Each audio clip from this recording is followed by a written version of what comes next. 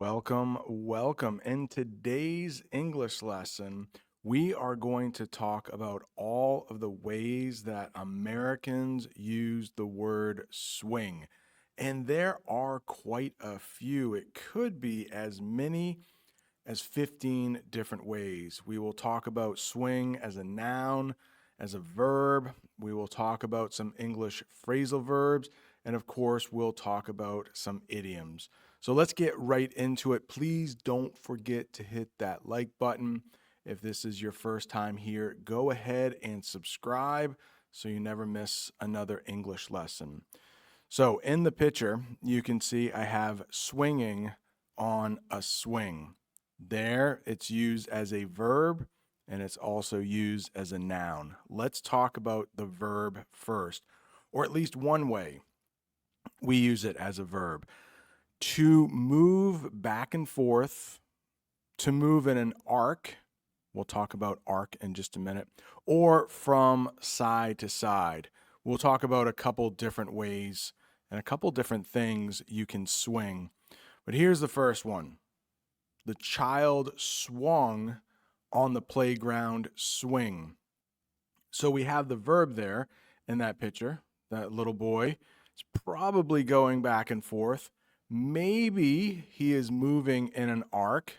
Let's talk about that in a minute. So he is on a swing. That's the noun.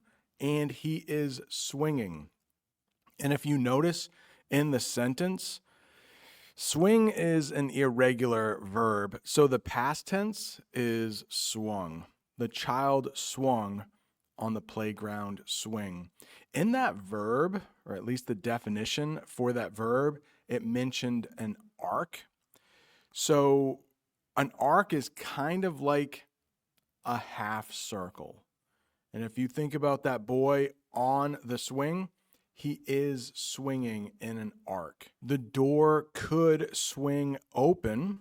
Here's a sentence using that. The door swung open in the wind.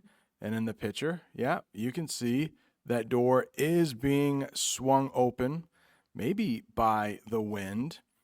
We have another verb here, though, and this has nothing to do with actual movement.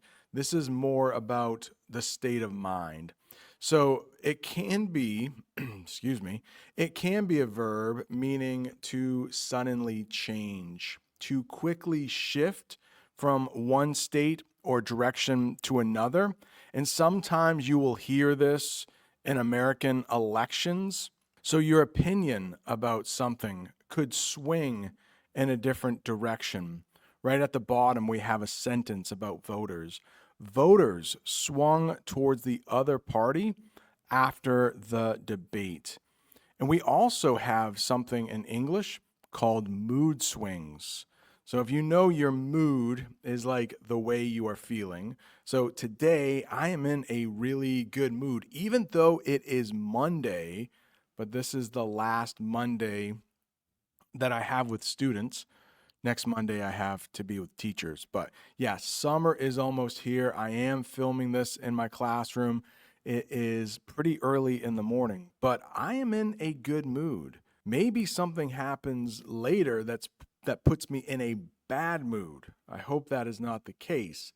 But you can have mood swings, and sometimes you can't control these things. Like for some reason, you might be really, really happy, and then something in your mind makes you feel the total opposite. You might be angry or sad, and sometimes we call those mood swings. His mood swung from happy to angry in seconds.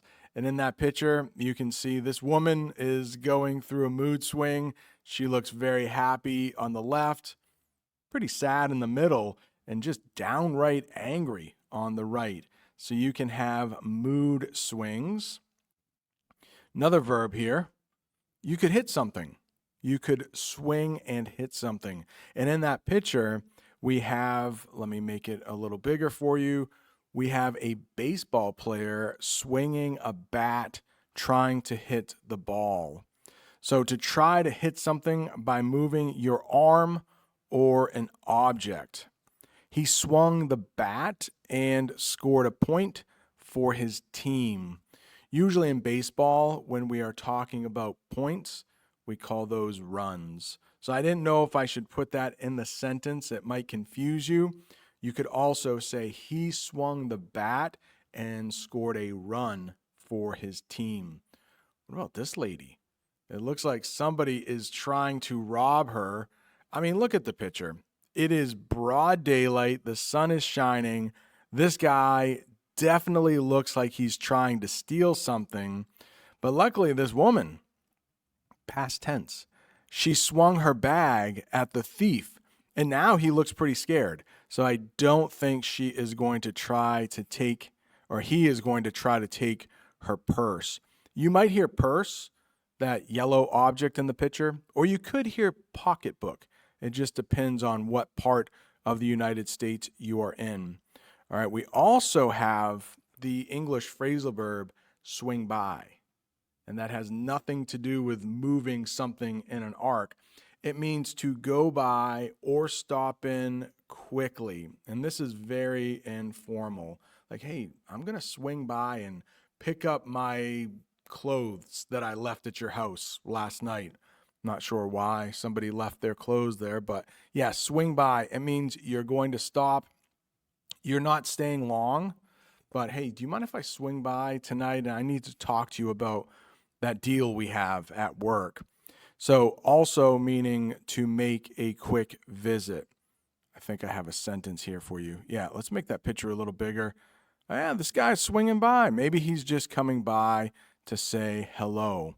I'll swing by your house after work. If somebody said that to me, I know that they're coming. I probably need to invite them in, but they're not staying for very long. What about this? Maybe my wife, Jamie. Shout out to Jamie if she's watching. She might ask me, hey, on your way home from work, can you swing by the store and pick up some milk, maybe? That's a good example. Seems like we are always running out of milk or eggs or butter at my house. Can you swing by the store and grab some milk? And in the picture, you have a woman, looks like she is picking up some milk. So maybe she had to swing by the store because she was going to cook dinner and it required some milk for some reason. We have another noun here. This is what we were talking about earlier, that boy on the playground. This is a noun. Let's talk about the noun. We have another person, and they are swinging on a swing. So the noun is a seat that moves back and forth, a type of playground equipment. You might also see a seesaw on the playground, or maybe a slide on the playground, but swings are also very popular. Wait, stop. Let me interrupt super quickly. I want to tell you that I am offering private one-on-one tutoring conversations with me this summer. If you want 10% off a class, use the code 10OFF. If you look right over there in the comments, there is a link that will take you to all the information you need if you would like to become one of my students this summer. Now back to the English. The kids are playing on the swings. How about this one? It's kind of the same as what we said before. The kids are swinging on the swings. That is where it's not past tense, swung. They're actually doing it. They are swinging. Another one here. A sudden movement, a quick movement or action. How about this? Instead of saying he tried to punch me, you could say he took a swing at me. And when I hear that, I don't think the person actually connected with their punch. They just tried punching and they missed. He took a swing at me. I can't believe it. So I don't think that person actually hit the other person. Doesn't sound like it when you hear that. He took a swing at me. Swing in the weather. This is a lot like a mood swing. Sometimes you can't predict the weather. Sometimes it seems like Mother Nature is mad. But a change or a shift, a change in feeling, direction, opinion, or results. So the weather can swing pretty wildly. On the left, you have some sun. Nice.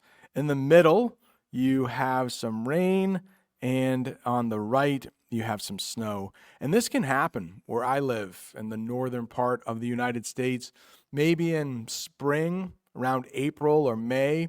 It could be really warm 1 hour. The next hour, it might be snowing. Then we have rain later in the day. The weather would be really swinging wildly if that happened. Let's look at this sentence here. There was a big swing in the weather. Think of mood swings with a person. The weather can also do that. You might also hear of swing as a type of music. Older people, maybe, even older than I am, and I'm pretty old, they might like swing music a little more than younger people.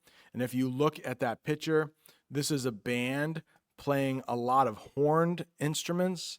I see a trumpet there. I see maybe like a saxophone, a piano. So this band is probably playing swinging jazz music. And I do have a sentence for you. They danced to swing music all night. Now, I can't play music. I would probably get in trouble here on YouTube. But hopefully, if you see that picture and you can tell what that band might sound like, that would be an example of swing music or swinging jazz music.